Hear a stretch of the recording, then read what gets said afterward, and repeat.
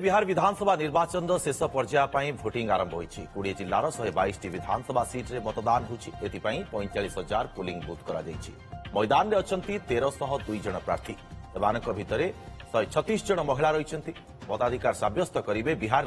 3,70,00,000 रु अधिक भोटर यह पर्यायर निजर भाग्य परीक्षा कराइबे NDA BJP 52 JDU 45 Ramvilas Paswan LJP 15 आमर 6 एवं राष्ट्रीय लोकमोर्चार 4 जन प्रार्थी सेपरी महामेंटरू आरजेडी 71 कांग्रेस 37 विकासशील इंसान पार्टी 8 एवं सीपीआईएम 6 जन प्रार्थी लड़ुंट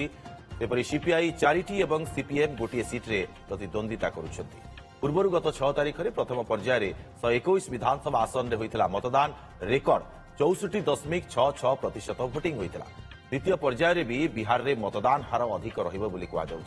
14 तारिख में जनापड़ कहा दखल को जीव बिहार एनडीए क्षमता बजाय रखिब ना महामेंट फेरिब ता उपरे नजर।